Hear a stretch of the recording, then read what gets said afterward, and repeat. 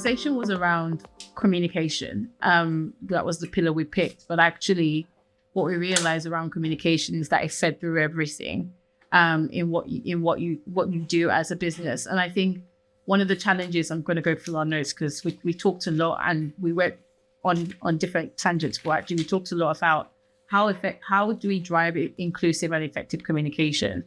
Some of the things that we observed in terms of understanding some of the barriers to that was who owns it. How for us to drive effective and inclusive communication, especially when you're thinking about it from the top down, where is the ownership in that conversation?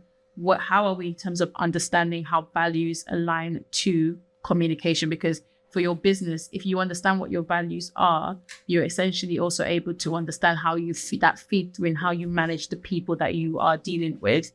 We also talked about authenticity and the conversation about psychologically safety that you guys all talked to, but actually something that Fatima quietly highlighted was about the storytelling piece. A lot of the times we ask people to come and share your story, but then you also call on them to also be part of the people helping you find the solution.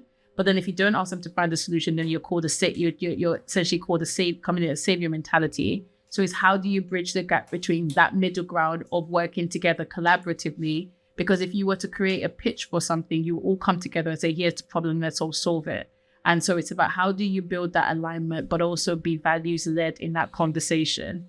But also how do you increase participation? Because on the ownership piece, not everybody thinks it's their responsibility or their role, and everyone thinks it's somebody else's duty. You think it's either HR, you think it's a manager, but actually in shaping that culture and in shaping the company, shaping how you operate, it relies on everybody. And one of the examples I gave, and I'll pause because in case Liz wanted to jump in, was around a few years ago when the pandemic was happening, Sainsbury's put an ad and it was about, it was positioned about a Black family celebrating an occasion. I think it was Black History Month. And actually they got a lot of backlash on it. And I loved their response because they stood on business and basically were like, this is why we're doing it. This is what we're about. When a lot of organizations at that time would have backtracked and just deleted the campaign altogether, they were like, here's our why, right? And that showed that it wasn't just for that why to come out on their comms. It would have had to go through multiple changes, but essentially they put that out as a business collectively because they wanted to make sure that they knew that they were focused on what they were trying to do and they were trying to communicate as a business, this is what we stand for. These are the many groups of people we stand for. We understand that our Q&0 base includes this community. And so if we want to represent them in our comms, we would also choose to do so. And I think that's where the ownership piece is. It's a whole business collective thing, and how we breed accountability through that, I think is really important. So there's a sharing testimonials conversation, but it's actually about the guide. And one of the things we talked about was creating things like inclusive guides to help people in that conversation. But I think the question that Charlie rightfully asked is, who's the guide for? Is it for external? Is it for internal? And actually it's for both. You know, when you're thinking about your recruitment campaigns, you're thinking about how you're communicating inclusively to your candidate, to the market, and to the teams. When you're thinking about putting out a major piece of research or project for your clients or selling something, you're thinking about how you land it because you know your clients aren't just one demographic, they're intersectional. So thinking about all of that is really important, but having some guides, training, support around that is really important. I'll stop in case Fatima or you want to add anything to that.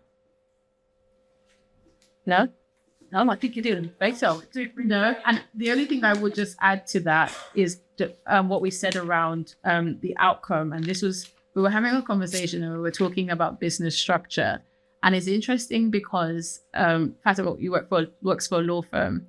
And, you know, most of our organizations, you have a CEO, you have a board that essentially are the decision makers for a lot of different things. But I was just very intrigued by the structure of a law firm, because if it's a partnership, who makes the decision? That's the question I posed.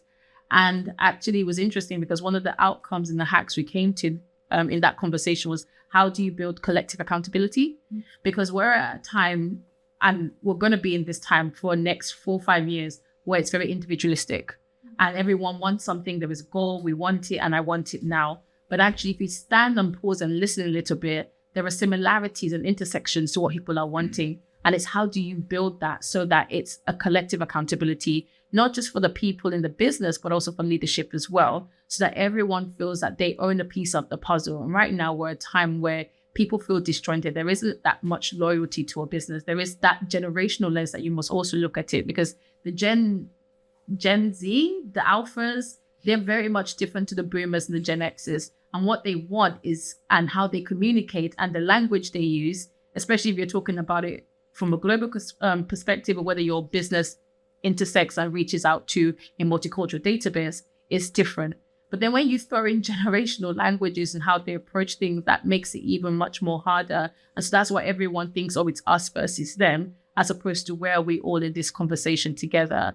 And so when we're thinking about, when you're rolling out stuff, when you're managing people, when you're building onboarding processes, when you're thinking about recruitment, collectively, are you singing from one voice? Because that's how you're going to make sure that everyone is bought in and there's engagement. When you lack inclusive comms, you lack engagement, you lack buy-in, and it's disjointed, and everyone essentially is going on doing their own thing, hoping for the same outcome, when actually you're not all on board. And I think it's about thinking about how we do that, because then that builds into the culture, it builds into how you're building role models, it builds into how you're making hires, because your challenge lies in how people will continue to role model that behavior, how people, when you're thinking about progression, are being hired or supporting into roles because you're inclusively communicating. If a role comes out, does everyone know about it? If you're putting something out to a client, are all the voices that need to be on that table in that room? All of these things stem from communication, and essentially how you do it well enough to enable the business to feel like you're all on the same journey together.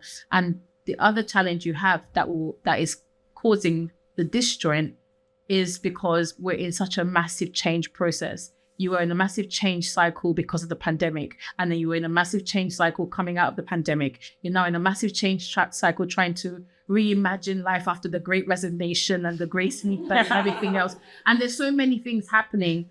And now many businesses may not, but many are in survival mode, trying to figure out how do you rebuild your business. But that boils down to how are you communicating together to understand the problem, to then understand how you're going to work at it together. And I think that's just really key, because DEI is a fundamental piece of all of this. It's the core. When you're making decisions about your business, you're either making it because of people's age, demographics, or whether it's diversity, background, because of the ethnicity or whatever.